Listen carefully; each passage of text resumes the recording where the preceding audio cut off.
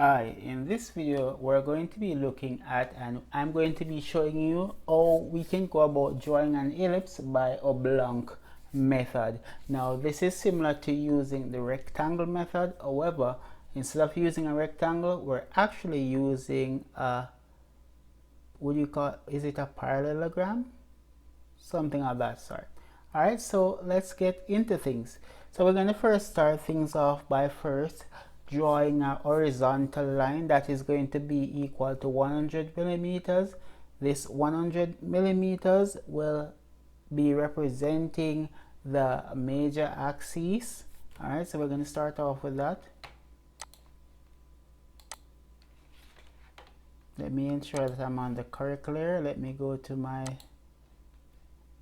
construction layer. So my horizontal line, 100 millimeter. I'm then going to draw a line with an angle of, let's see if we have it here, an angle of 75 degrees.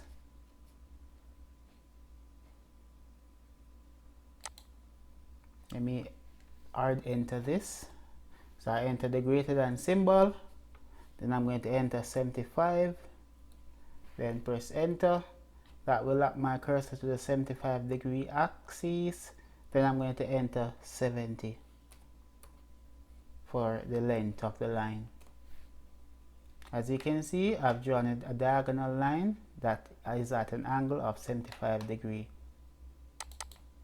Here I have 750, it's not 750 but degree. So let me add the symbol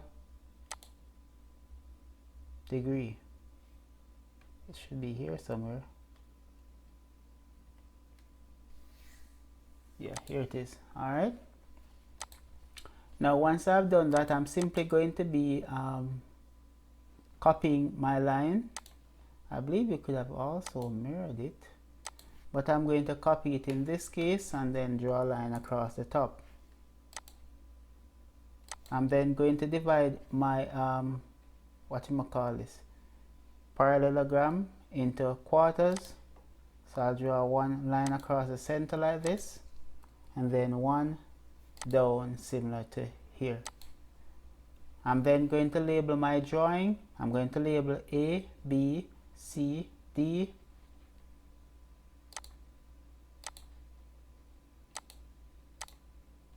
Text height is going to be 4. Let me enter the letter here, A. Let me add this to my annotation layer. Let me move it a bit closer as well. Once I've done so, I'm going to copy this A here to the respective points, such as over here. That's going to be B. Let me turn off Author here. And I'm going to move my cursor up to the top here and down here. Now I'm then going to edit these letters. B. Here we have C. And then up top we have D. Now similar to the rectangle method, I'm going to be dividing my horizontal and vertical. So I'm going to divide this line here by 8 and this line here by 8. So I'm going to type div to activate my divide command, then press enter. And I'll select my line right here, then press the number of division 8, then enter. I'll repeat the process on this line as well. div, enter, click on the line, then enter 8. I'll remove these middle division line here, division points, because it's not really necessary because the lines are marking off those points. I'm now going to label my division points. So let me activate my text command and let me add a text here. Now I'm going to change my font size here to 2. Maybe 2 might work out good here. So I'm going to enter 1. Now this should also be on my text layer, my annotation layer that is. Let me move it in a bit closer.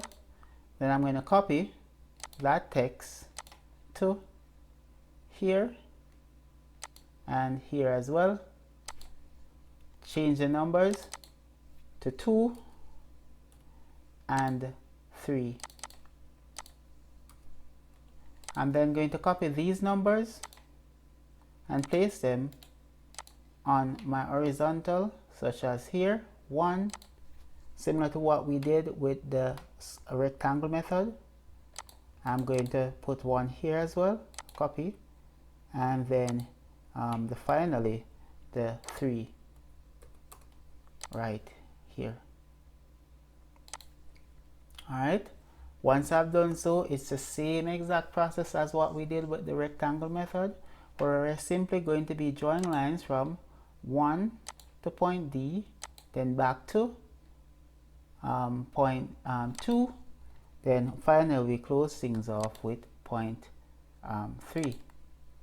Alright, how easy is that? Everything remains the same, similar to what we did before with the rectangle method.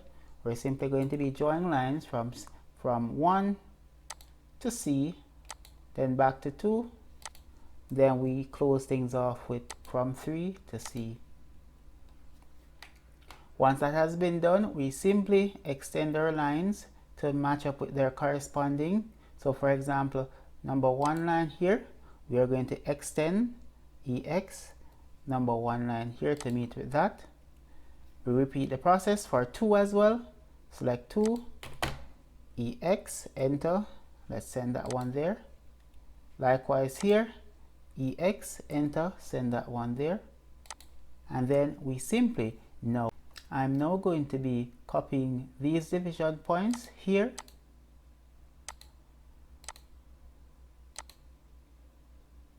to my right hand side. So I'm going to go CP, enter, base point being here, then place it right here. Now for my numbers for the division, I'm going to be moving them a bit further to my right. So I'm going to be moving them to my right, alright, like this. I'm now going to be repeating the process similar to what we did, where we draw lines from 1 to D, then back to 2, then repeat the process for 3. Same treatment where we did with these lines here. Now I'm going to be copying these numbers here to my right, like this. However, I'm also going to be moving things around. So 1 should be where 3 is, and 3 should be where 1 was.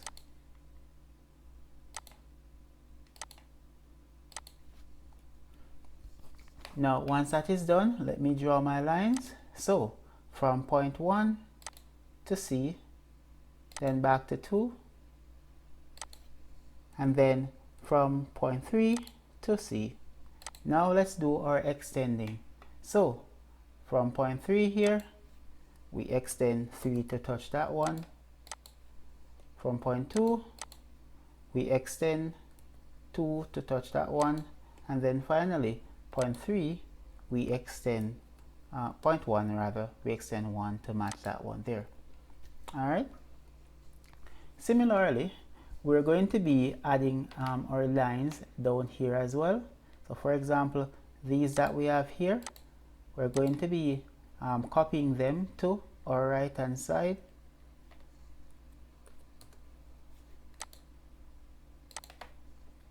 Our numbers are going to be remaining the same, so we're going to copy. So we're going to have this, copy this to 1 to here, undo that for a little while, 1 there, 1 over here as well, just ensuring that I'm not snapping to anything. Then we have 2, copying 2 to right here as well as over here. And then finally we have 3 right here and right here. Alright, now once that is done, we're going to be projecting our lines. So we're going to be drawing lines from 1 to C, then back to 2, then from 3 to C, and then you could go to 1 over here. Now you can draw a line from 2 to C, then back to 3. Alright, now once you have done so, the next thing that you're going to be doing is that you're going to be drawing lines from D right here to each one of these points here, such as 3, and then from 2 to D, then back to 1.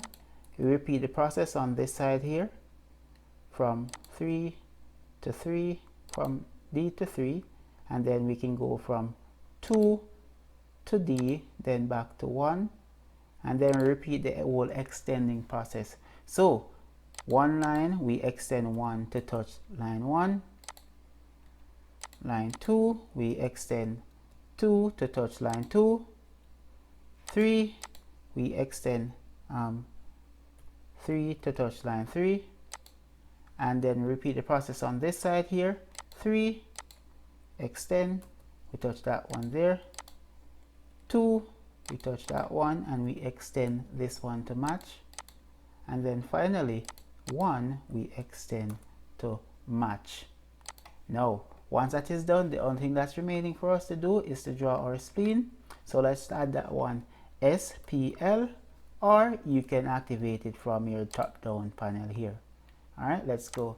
Now I want this to be on my object layer, so let me just switch to that, and then SPL for spline, and let's start making our way around. So starting at A, we're moving to this point, then here, then here, then to the top, then down here, then back to here. Now we're at point B.